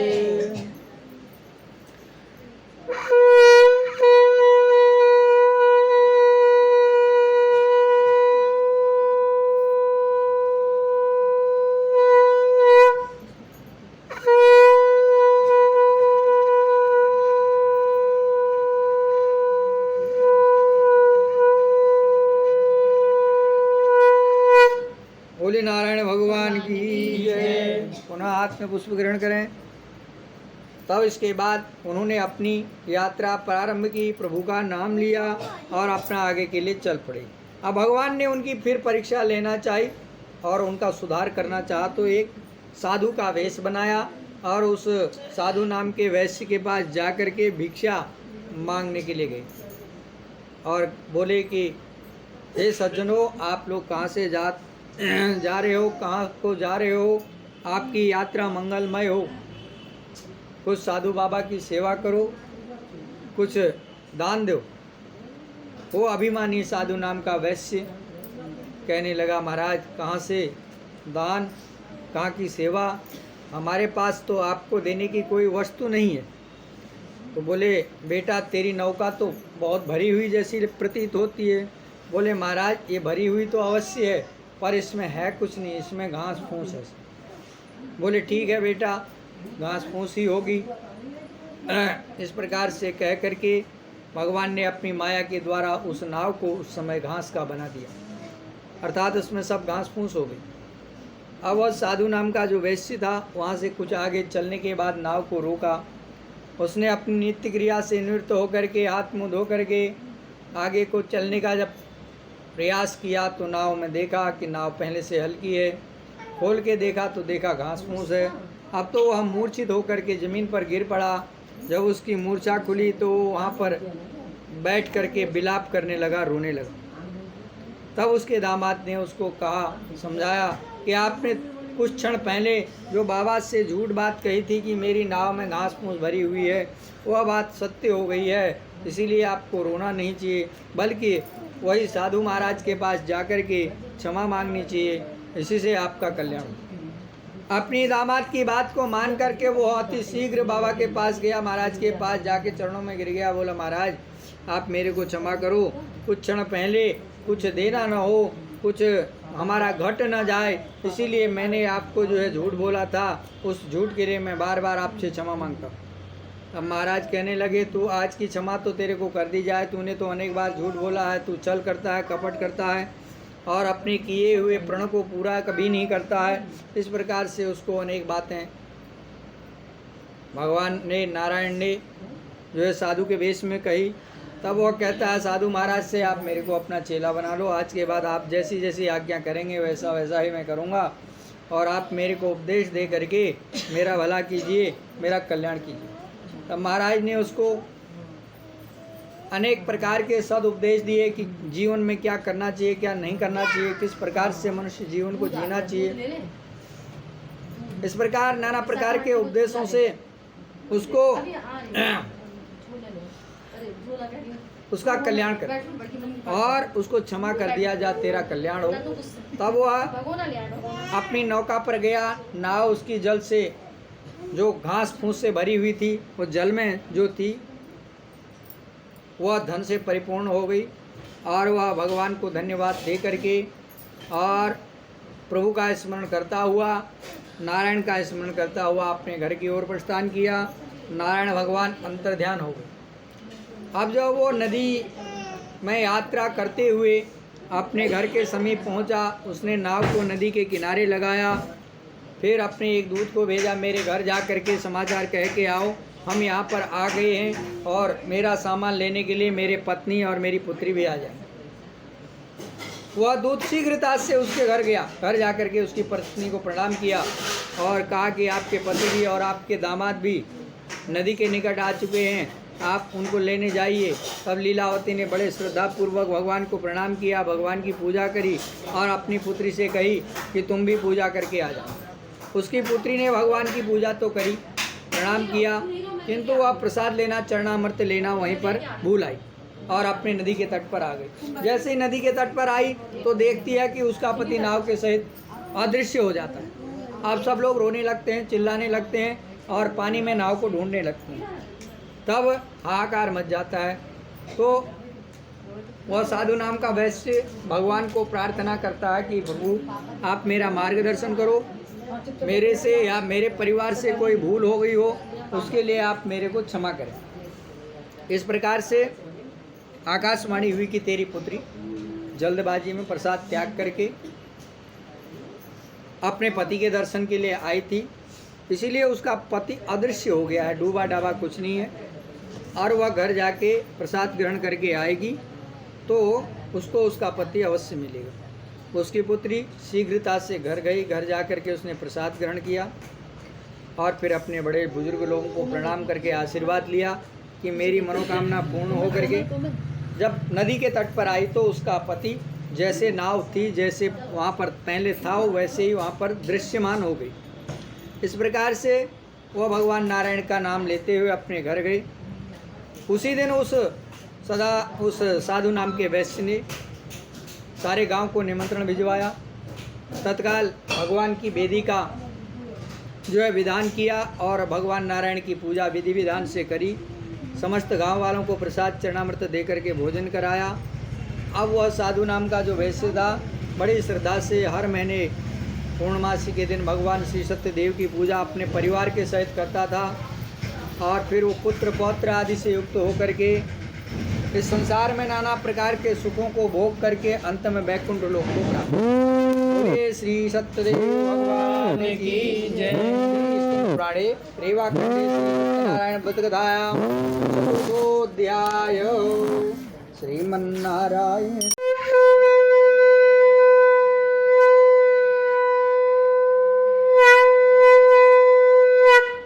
तो नारायण भगवान की कथा में आगे कहते हैं कि एक जो है तुंगध्वज नाम का राजा था, वो भी बड़ा प्रतापी था। एक दिन वह शिकार करने के लिए जो है एक बहुत बड़े जंगल में चला गया। वहाँ पर उसने नाना प्रकार के पशुओं का शिकार करा। जब थक गया तो एक बरगद के पेड़ के नीचे विश्राम करने के लिए बैठता है। उसी बरगद के पेड़ के नीचे कुछ ग्वाल बाल लोग बड़ी श्रद्धापूर्वक बड़े विधि विधान के साथ भगवान नारायण का पूजन कर रहे होते हैं। राजा देख करके भी वहाँ पर नमन नहीं करता है। जब ग्वाल बाल लोगों ने अपनी पूजा पूर्ण की उसके बाद भोग लगाया, प्रसाद एवं चरणामृत उस राजा को भी दिया। वह राजा अभिमान में आकर के उन ग्वाल वालों का दिया हुआ वह प्रसाद वहीं पर छोड़ करके अपने नगर की ओर आ जाता है। अपने नगर में आते ही उसको समाचार मिलता है कि राजा के नगर में तो किसी दूसरे राजा ने उसी के वेश में प्रवेश कर दिया है और अब उसके राज्य पर अधिकार जमा लिया है। इस प्रकार से उसके जो राज्य के अन्य लोग थे वो भी आश्चर्य में पड़ गए कि वह राजा असली वाला कौन है। इस प्रकार उस राजा को त्याग दिए और कहने लगे कि हमें समझ चाहिए कि हमारा राजा कौन है। तो वह चिंतित होकर के वापस जंगल में चला गया। जंगल में आकर के ग्वाल बाल लोगों से पूछने लगा कि आप यह क्या कर रहे थे, इसको करने से क्या होता है। तब ग्वाल बाल लोगों ने कहा कि यह भगवान श्री नारायण की पूजा हम कर रहे हैं, भगवान सत्यदेव की, और भगवान सत्यदेव सभी मनोकामनाएं पूर्ण करते हैं और सभी बिगड़े हुए कार्यों को इनकी पूजा करने से संवारा जा सकता है। इस प्रकार से जब उस राजा ने यह बात सुनी तो उसने वहाँ पर बैठ करके फिर पश्चाताप किया। भगवान नारायण की पूजा विधि विधान से बैठ करके की, फिर प्रसाद चरणामृत कर लिया। तब जाके उस राजा को फिर समाचार आता है उसके नगर से, महाराज हमने हमारे नगर में जो दूसरा राजा आपके वेश में आ गया था और जिसने वहाँ राज्य पर अधिकार कर लिया था, उसको पहचान लिया है और उसको फिर अपने राज्य जाने के लिए कह दिया है और वो अपने राज्य चला गया। अब आप अपने राज्य में चलिए। इस प्रकार से वह जो राजा तुंगध्वज होता है वो बड़े प्रसन्नतापूर्वक अपने नगर में प्रवेश करता है और उसको खोया हुआ राज्य, पुत्र, स्त्री आदि पुनः प्राप्त हो जाते हैं और वह सुखपूर्वक अपना जीवन व्यतीत करने लगता है और इस संसार में नाना प्रकार के सुखों को भोग कर वह वैकुंठ लोक को प्राप्त होता है। बोलिए श्री सत्यदेव भगवान की जय। तो कहते हैं भगवान नारायण की जो पूजा है वो कलयुग के प्राणियों के लिए बड़ी ही फलदायी, क्योंकि कलयुग में एक घड़ी आदि से पुनः तुलसी संगत साधु की कटे कोट अपराध। जो लोग जिस भाव से, जिस मनोकामना से कलयुग में नारायण भगवान की पूजा करेंगे उनकी वह पूजा अवश्य उनको फल देगी। जिन्होंने पूर्व में इस पूजा को किया था उनका वृत्तांत भी सूक्ष्म रूप से कहा गया है। जो सदानंद नाम के ब्राह्मण थे वो अगले जन्म में सुदामा महाराज हुए। भगवान कृष्ण की भक्ति करके उन्होंने मोक्ष प्राप्त किया। जो लकड़हारा था वो अगले जन्म में निषाद राजगुरु हुए। उन्होंने भगवान राम की भक्ति करके मोक्ष प्राप्त किया। उसके बाद जो उल्कामुख नाम का राजा था वो राजा दशरथ हुए। उन्होंने रंगनाथ जी की पूजा करके मोक्ष प्राप्त किया। और जो साधु नाम का वैश्य था वो अगले जन्म में राजा मोरध्वज हुए। उन्होंने भगवान की भक्ति करके मोक्ष प्राप्त किया। और जो तुंगध्वज नाम का राजा था वो अगले जन्म में स्वयंभुव मनु जी महाराज हुए। उन्होंने भी भगवान नारायण की पूजा करके मोक्ष प्राप्त किया। जो ग्वाल बाल लोग थे वह नारायण के अवतार भगवान श्री कृष्ण के साथ गोकुल बरसाना आदि में सब उत्पन्न हुए और उन्होंने नाना प्रकार के दैत्यों का संहार करके नाना प्रकार की भगवान के साथ लीलाएं संपन्न की और अंत में वो भी भगवान के साथ गोलोक धाम को प्राप्त हुए। बोले श्री सत्यदेव भगवान की जय। श्री स्कंद पुराणे रेवाखंडे श्री सत्यनारायण व्रत कथायाम पंचमोध्याय।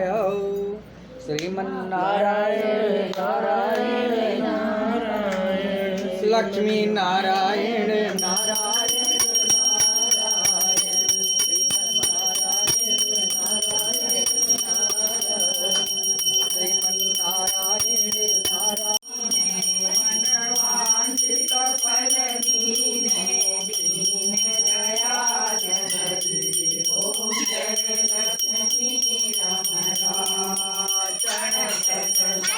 तो दोस्तों सत्यनारायण भगवान की कथा पूर्ण हो चुकी है।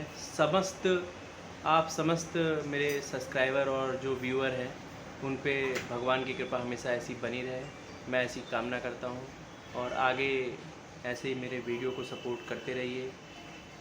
Thank you for watching Vipul vlog.